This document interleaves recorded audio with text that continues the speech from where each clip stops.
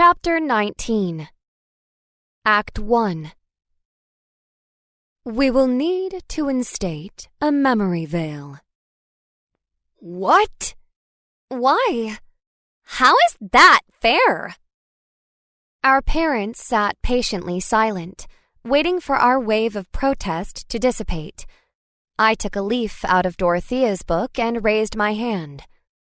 Yes, Almira? Dad said when silence resumed.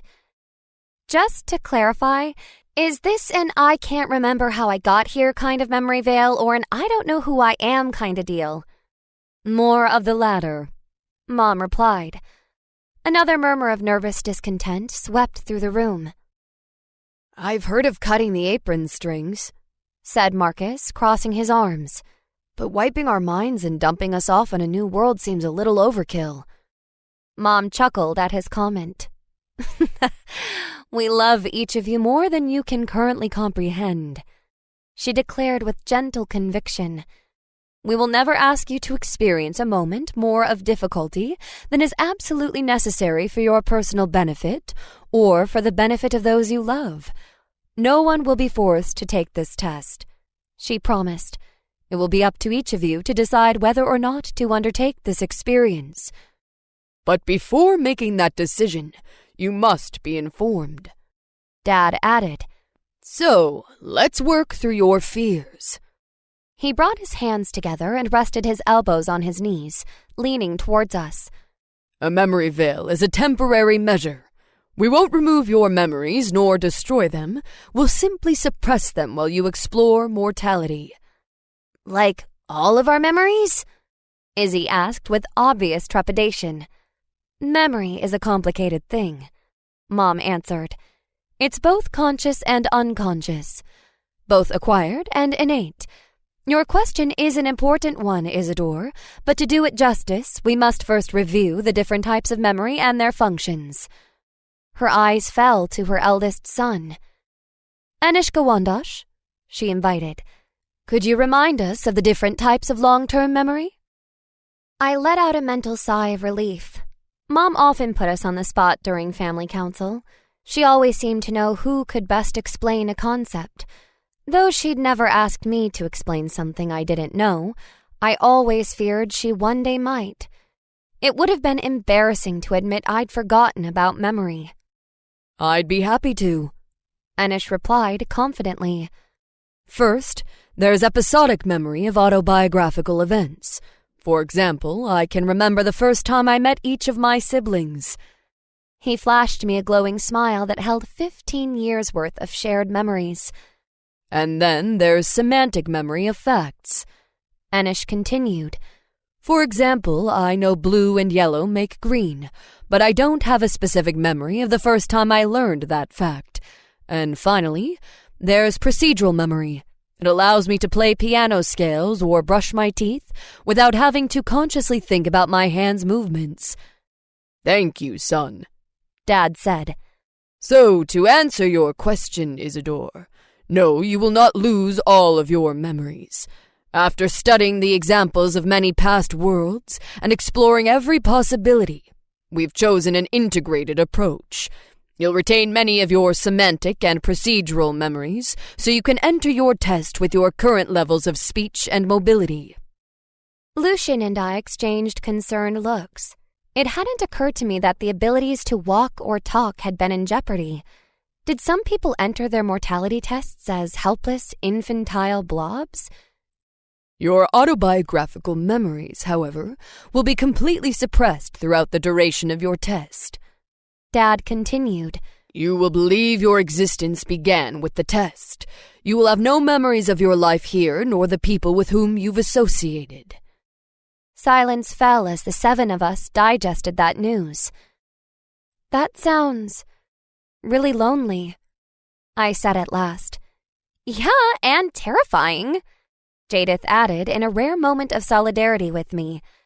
So we're just going to wake up one day on a foreign world without remembering anyone or anything? Remind me again how we benefit from this. We know it's an intimidating prospect, Mom said in her calming voice. New experiences often are. Each of you were intimidated the day you arrived at the palace. Many of you were intimidated on your first day of school. But the benefits of those experiences are undeniable in retrospect. Each successive phase of experience prepares you for the next. She paused to make sure we were paying close attention. Remember how we began tonight's council? I asked you each to consider why you desire to take an inheritance test. I'll ask you again to envision your perfect future. What does it entail? Freedom? Autonomy? Love? Exploration? Joy? Peace? All your goals are attainable through wise handling of your inheritance. But where much is given, much is required. Your inheritance is coupled with the heavy weight of responsibility. Dad leaned into the lecture. Assuming that responsibility can be either liberating or crushing, depending on one's preparation to receive it. His piercing eyes swept the room, fixing on each of us in turn. And you are not yet prepared to receive it. Why not? Lucian asked, looking intently at Dad. Instead of sounding confrontational, Lucian's voice had an almost pleading quality to it. We've done all you've ever asked of us. You chose us because we're the brightest and best of the kingdom. How is that not good enough? What are we lacking? Lucian. Dad smiled warmly. We are proud of the things you and your siblings have accomplished. His voice radiated his deep love for us. You've done well with the responsibilities you've been given. You've taken your talents and expanded upon them. You've grown in both character and intelligence. We are immensely pleased with your progress. Around the room, everyone sat up straighter, as if growing in confidence from his praise. But Dad wasn't finished. There is, however, a wide gap between the maturity needed to succeed here in our presence and the maturity needed to succeed as independent leaders of your own kingdoms. Just as it would be cruel to leave a child alone in the world, it would be cruel to give you the responsibility of governance before you cultivate the skills and wisdom required to bear such responsibility. Those skills cannot be learned through theoretical study, Mom added.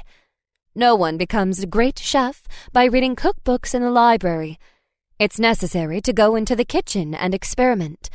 So it is with your inheritance test. To gain the responsibility, self-control, and maturity necessary to assume your birthright, you must leave our presence and experiment in a new environment. But why the memory veil?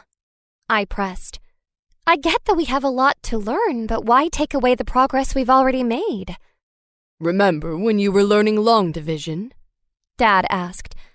To most people, this might seem like a random change of subjects, but the 7 of us were well accustomed to our parents' way of teaching by analogy. We all nodded, though Izzy wrinkled his nose in distaste. He'd never been a fan of longhand math. I remember helping each of you with your homework. Dad reminisced. Nearly all of you expressed the same sentiment in one form or another. Why do I have to learn this? In real life, I'm always going to use a calculator. Dorothea's hand shot into the air as she leaned forward with a defensive scowl. Yes, Dorothea, I know you were the exception. Dad added in response to Dorothea's desperately waving limb. Your unquestioning devotion to learning is admirable, he said with a kind smile. Dorothea nodded stoically and lowered her arm. But your siblings were not fully committed to learning the principles of division. Dad continued. They believed those skills to be useless in the long run. But consider how different things would be if you didn't know calculators existed. He raised his eyebrows at us. If you believed doing long division by hand was the only way possible, you would be much more committed to learning the process. You would gain a deeper understanding of math. You might even be motivated to invent new, more efficient methods of division. By the time you were introduced to a calculator, you would be much more capable of utilizing it because you had mastered its underlying functions. So you're saying our memories are hindering our growth? Marcus asked skeptically. Your memories would affect your commitment. Mom clarified. It's not enough to merely have a body in mortality. Your heart and mind must be there too. Mortality contains a unique set of growth-inducing challenges. If you retained your memories of eternity, you'd risk idling away your time and bearing your talents. You must feel the urgency of a mortal lifespan in order to commit to mortal growth. So mortality is basically living in a constant state of fear of dying and running out of time? Asked Jadith sardonically. Sounds great. You will inevitably run out of time during your test, Dad conceded. The number of good things you could do in mortality far exceeds the time available to accomplish them. So you'll have to make choices. You'll have to prioritize what matters most to you. You'll have to look deep within yourself and ask, who am I and what do I truly want? Mortality is a grand journey of self-discovery and refinement. Mom continued. Removed from your home, your friends, your family, and your memories, who will you become? Her piercing eyes met mine. That is the essence of this test, discovering and developing your core attributes. Will you become the best version of yourself, or will you give in to your base instincts? When faced with the unknown, will you give in to fear, or will you have the faith and courage to take that first step into darkness?